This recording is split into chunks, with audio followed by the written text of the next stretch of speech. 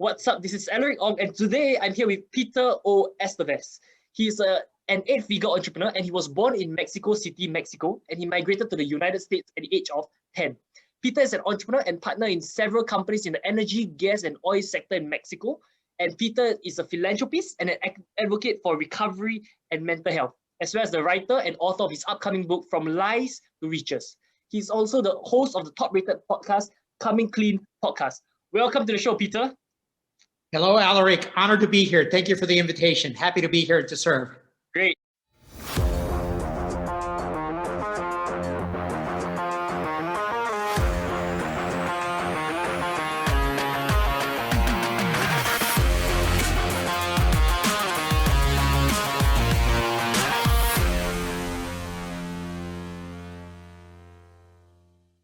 Maybe you can share more about your entrepreneurship journey, and then we can just go on from there.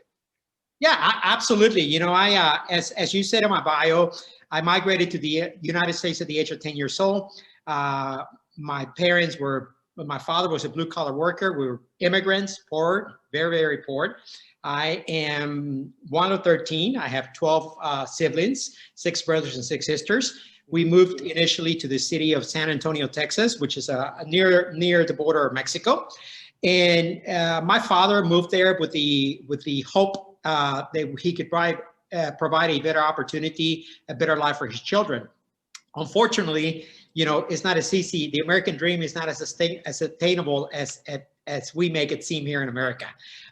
It was a difficult journey, but one that I'm happy I traveled, because very early on I discovered that I am not where I come from. Where I come from is just where I come from. I am and become whoever I decide to become. So I took that journey very serious, and I decided that I didn't want to be another statistic in my community. I decided that I wanted to be of greater service, not only to my family and to the legacy of my family, but to the community and the country that had welcomed me. And I had a responsibility to succeed and be a productive member of society. Very early on in my business career, I had an opportunity to enter the real estate business. And at the age of 24 years old, I became one of the fastest growing real estate companies in the Texas metro area. And we grew from having 12 agents to over 150 agents and selling over $50 million in sales each and every year for many, many years. In 1999, I stepped down from the company and moved north of San Antonio, and with my family at the time, with my wife and my sons and my stepchildren, and we moved to a community called the Woodlands. And I started 6 or 7 other companies in that period between 2000 and 2010, before you were even born. And unfortunately, like many others, I got caught in the crossfire of the worst economic collapse that our country had, and the world had, for that matter, the 2008 economy. And at that particular time, I found myself broke and broken. I lost both of my parents. My mother died. 6 months later, my father passed away. My wife asked me for a divorce, and I had to start all over. But I can tell you that there's a happy ending. There's a happy ending when you keep focused on your goal and you know what your purpose is. I rediscovered my purpose in 2008, and I had an opportunity to spend some time in Seoul, Korea, and spend some time with the Dambu Group. And I was the instrumental piece in the acquisition of Daewoo Electronics in Mexico City, actually in Querétaro, Mexico. And through there, I started a new phase of my life. I basically reinvented myself. I regrounded myself to my country of birth, and I started developing friendships and relationships that were rooted to me and that were rooted to my culture. And I took an opportunity to create the next first phase of my life, which was to get involved in the energy and oil gas sector. At that time, by 2013 or so, the new administration had privatized the energy, oil, and gas sector, and I was one of the early pioneers to enter that market in Mexico. And that gave me an opportunity to invest in several projects, including the first and only privately owned refinery in Mexico, which I'm one of the senior partners in. And that's in a nutshell the story of my life. You know, I am a father. I am a philanthropist, but more importantly, I am a human being that wants to make a difference in the world. You know, and part of my philanthropy, as you stated in my bio, is to impact 100 million people by 2028. You know, the greatest form of freedom is education. Okay, and second to that is financial freedom. And we cannot find financial freedom without finding the freedom of education. And I am very passionate about the personal development space. And I talk about it because you have promoted many of the people that I have either collaborated or have tremendous admiration and respect for. People like J.T. Fox, people like Grant Cardone, people like George Ross, and many others. You know, those are pioneers in many industries and have made an impact across the world. But more importantly, they have done that on the backbone of personal development. And personal development is today one of the most important forms of education, because it gives it an alternative to truly enter and discover an entrepreneurial career. So, okay, tell me more about the acquisition. Like just now you mentioned about an acquisition that you were instrumental in, you know, creating that deal. Tell me more about it. Absolutely. I don't know how much you know about Korea, South Korea or not, but one of the 5 largest conglomerates, among the 5 largest conglomerates there is Danbu Group, and that group is a very diversified group. They're into insurance, shipping, logistics. They'll have their own basketball teams, insurance, and many other organizations. Among the conglomerates at the time, Daewoo Electronics, who was also a large conglomerate, went into bankruptcy in the mid-2000s and was taken over by the South Korean government. Danbu Electronics had an opportunity to acquire the white line division of Daewoo Electronics, and they needed a Mexican partner in order to do that. So I was instrumental in identifying several Mexican partners to become part of that acquisition.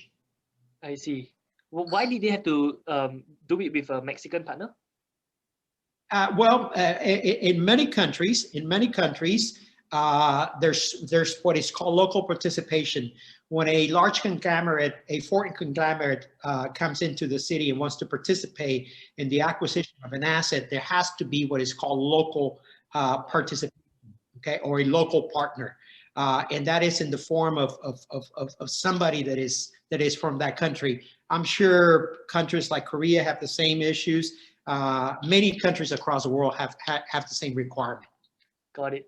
Okay, so just now you mentioned about personal development, which is something I strongly believe in. I mean, I went for my first seminar when I was 16 years old, and I've spent over six figures on my own personal growth. Tell me more about how do you plan to impact people through personal development? How do you do it? Through seminars, coaching, workshops, or how do you plan to do it? Well, absolutely, and thank you for the question, Alaric. You know, what really was the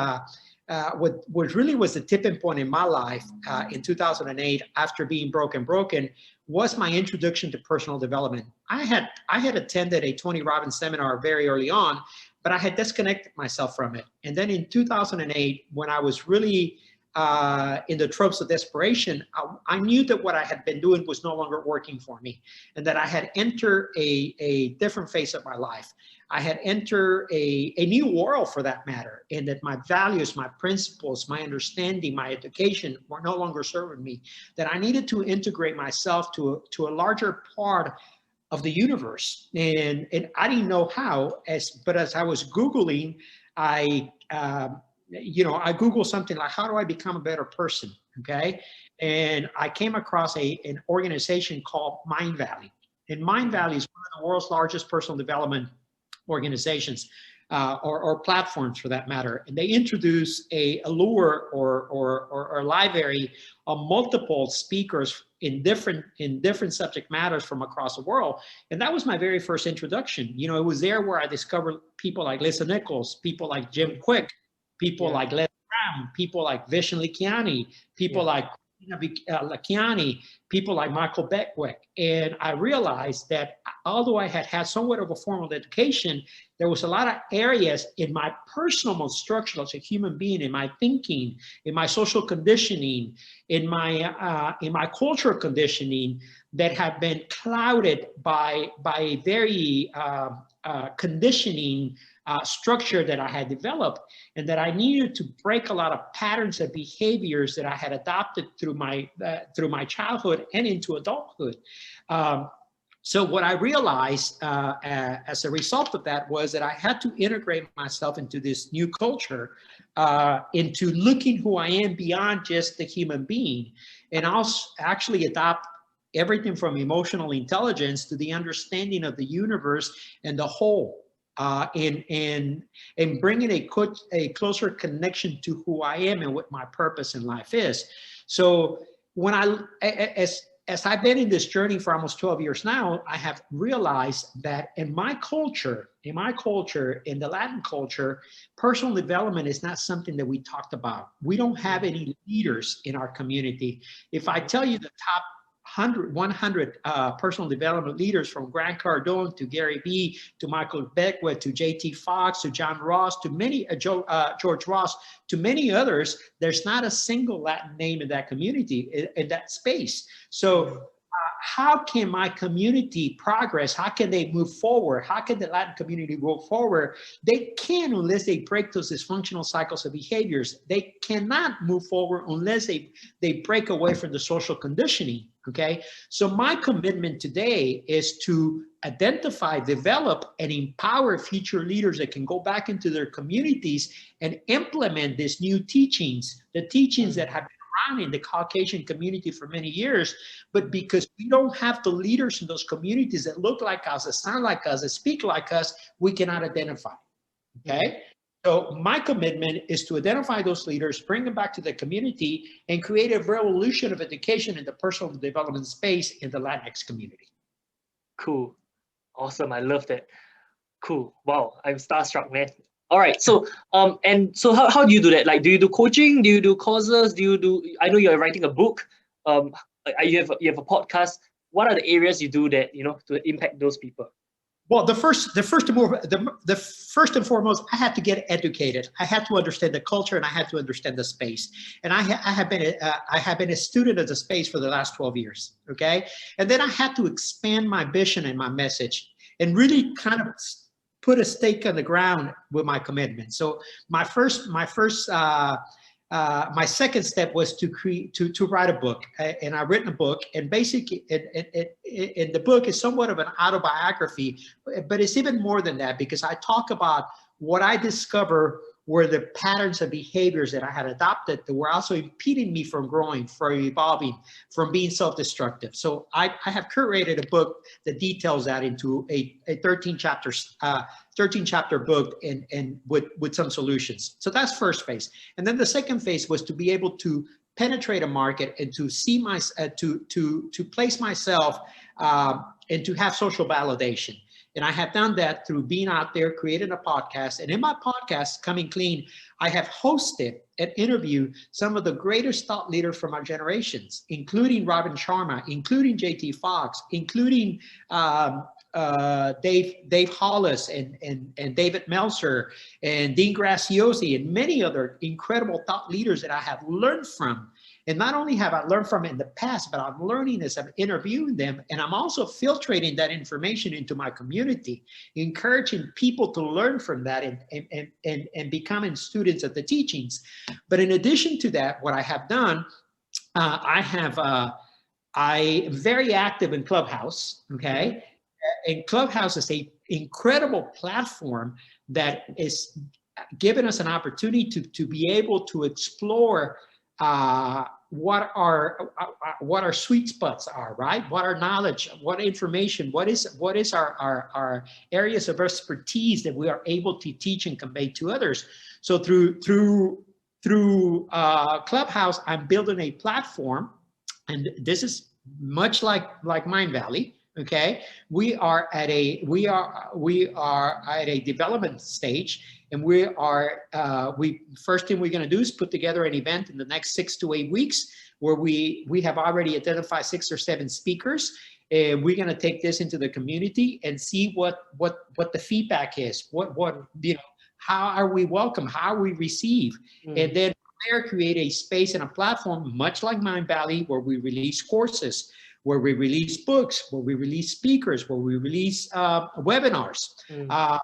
One of the projects that I'm working on currently is a financial literacy course, and it's a course that is called Financial Literacy 101. The things my parents didn't teach me because they didn't know them. Okay, so what happens in many underprivileged communities? The cycle of poverty perpetuates, not because we don't want to get out of there, but because we don't know how. And we don't know how because our understandings, our ancestors didn't know how.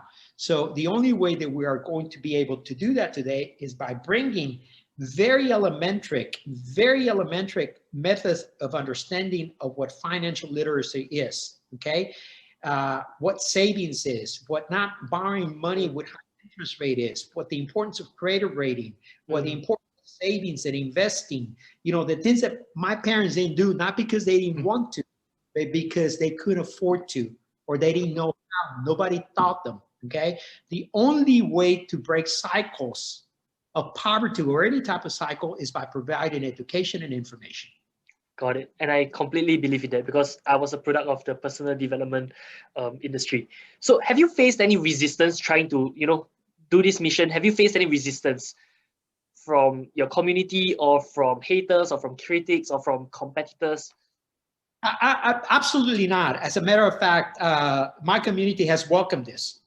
Okay, I think very early on, the resistance that I was facing is, what is Latinx, right? Because in the Latin community, we have Cuba, we have South America, Central America, we have Puerto Rico, we have many different countries within the Latin community, right? So Colombia, Mexico, Salvador, so Venezuela. So there's a lot of different countries, and they all have their own pride, and they all have their own belief systems, right? And their own cultures. And I think very, very early on, when we started presenting the idea, the discussion surrounded more around, well, who's more Latin than the other and whose culture is more important than the other. And I think we were able to have a meetings of the mind when, number one, I was consistent with my message, okay?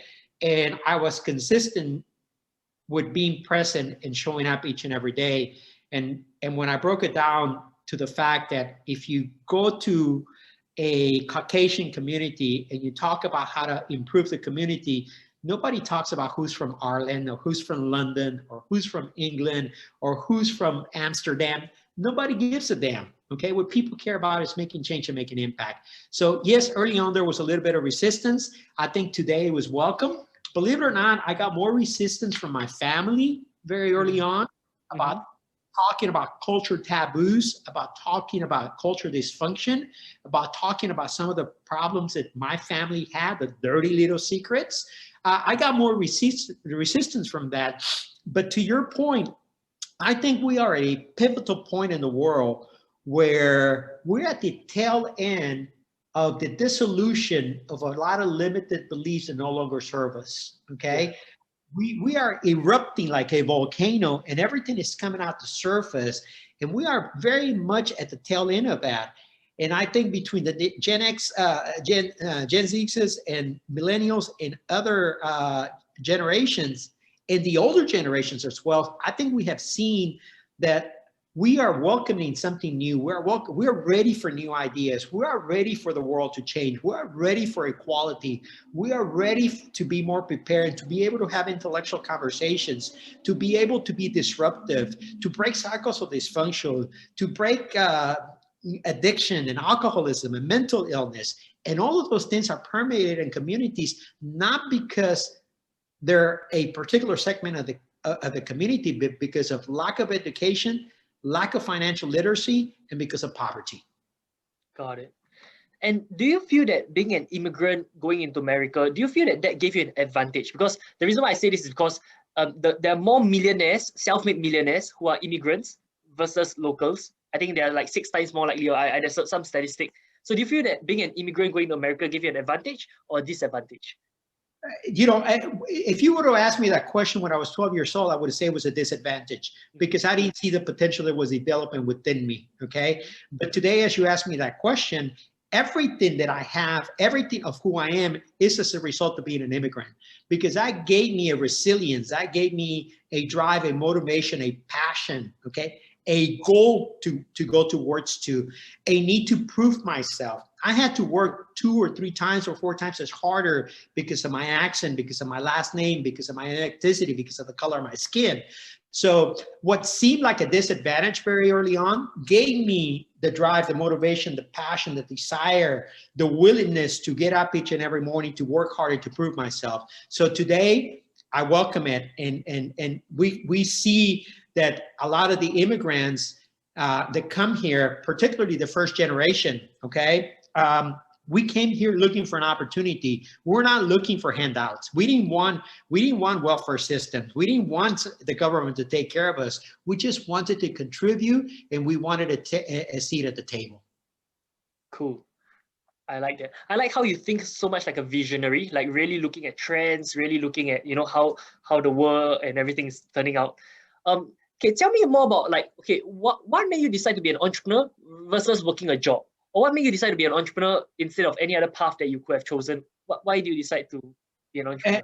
Alaric, that's an incredible question, but I think in my culture, entrepreneurial or entrepreneurship is as a result of being resourceful, right?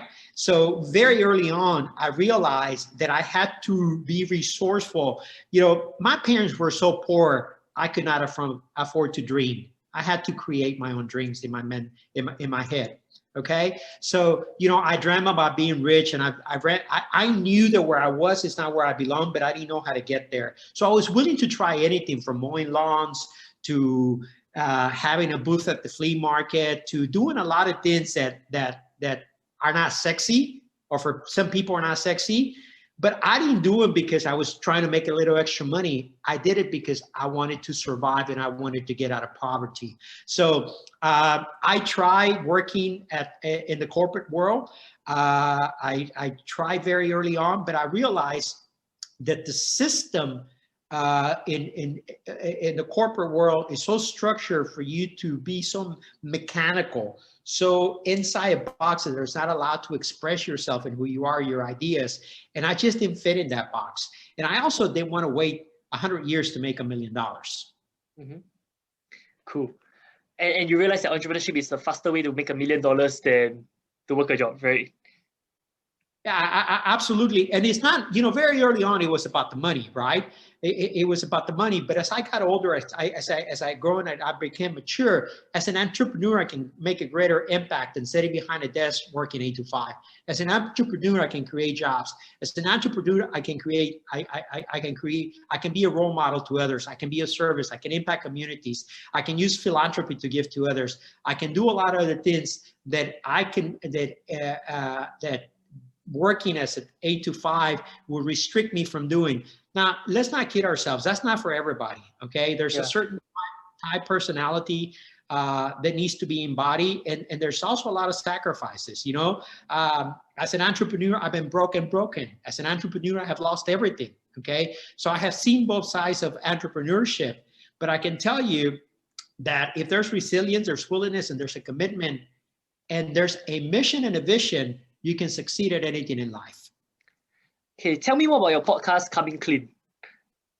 Absolutely. You know, I've been sober for 22 years. Okay, part of my personal growth was impaired as a result of me trying to escape my poverty, trying to escape where I came from, trying to escape all the things that made me feel shameful and guilty and gave me imposter syndrome. So very early on, I learned to escapisms, right? You know, as a young boy, you know, it was first experimenting with with alcohol, sex, promiscuity, you name it. And as I went into adulthood and I started, you know, by the age of 24, I built a huge company selling, you know, with gross sales over $50 million a year. And I became what most people would call an overnight success. I didn't know how to cope with that. I was not educated. I didn't have the social skills. I didn't have the emotional intelligence. So you know, in order to feel adequate, I seeked alcohol. I seeked women. I seeked sex, power, all the things that would keep me away from facing who I was. What I realized after failures in relationships and in partnerships and in businesses was that alcohol had become a problem, and I had developed an addiction to alcohol. So in 2000, November 1st of 2000, I stopped drinking alcohol, and I've been sober ever since. And I got sober to a program called Alcoholics Anonymous through a 12-step program.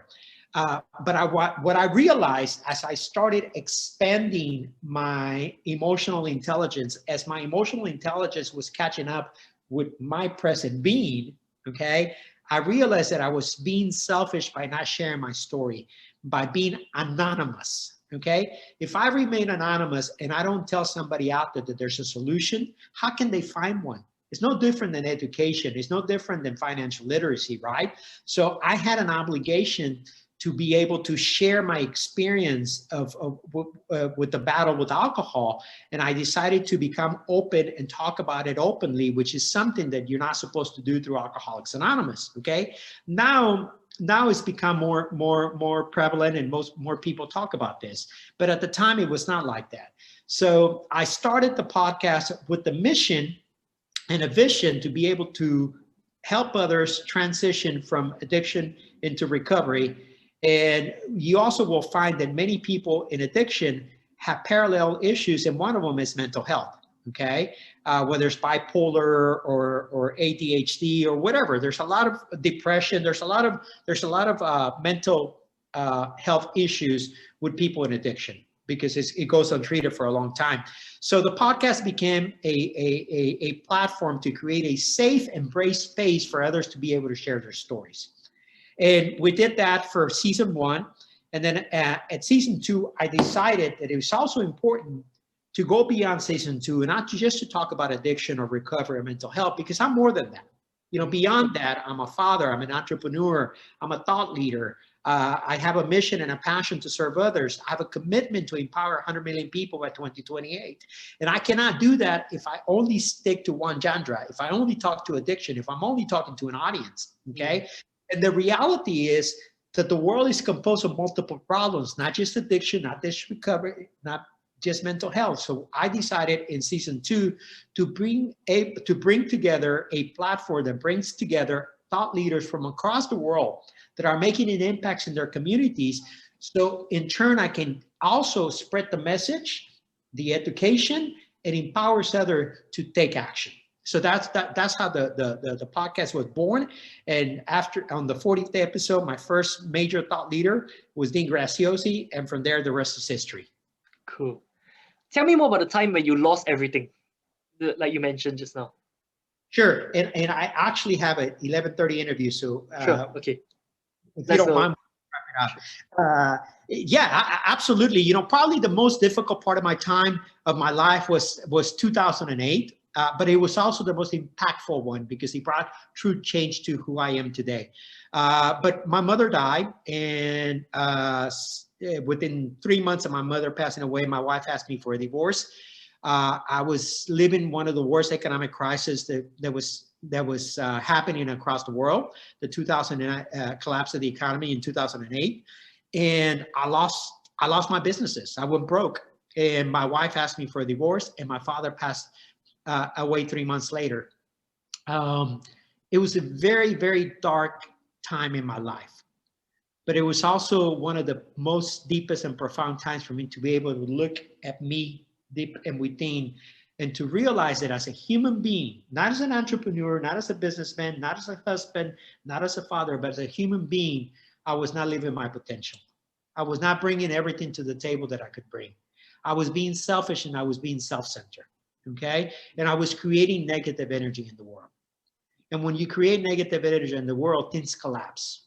It's exactly what we're seeing today as a result of COVID and other things. It's a collapse of things that are destructive and no longer work for us. I was doing that to myself, and I was doing that to others. And I needed to dig deep and have some deep and profound transformation. And it was only to deep and profound transformation that I was able to come back, make an impact, and make a difference. It was a very hard time in my life, but it was also one of the biggest lessons because I became a better father. I became a better entrepreneur. I became a better businessman, a better friend, a better brother, a better member of my community. My purpose, my mission, and my passion was defined. And here I am today sharing my story with you and with others across the world. Awesome. What are your social media handles? How should people follow you? Pardon me? What are your social media handles? If someone wants to follow you or connect with you, what are your social media handles? Absolutely. My handle is very simple. It's at Peter O. Estévez and also at Common Clean Podcast. And I'm in a Clubhouse at Peter O. Estévez. You can find me on LinkedIn. You can find me on Twitter. You can find me on Facebook. You can find me on Pinterest. You can find me on every platform you can think of. I'm there. I'm available. And I'm happy to be here. Thank you for the opportunity. It's been an honor and a pleasure to serve you and your community. Thank you so much for being on the show. Take care, everyone. I hope all of you enjoyed the show. And make sure you follow Peter. And if you like it, make sure you like this video and subscribe to this YouTube channel as well. Take care. Thank you.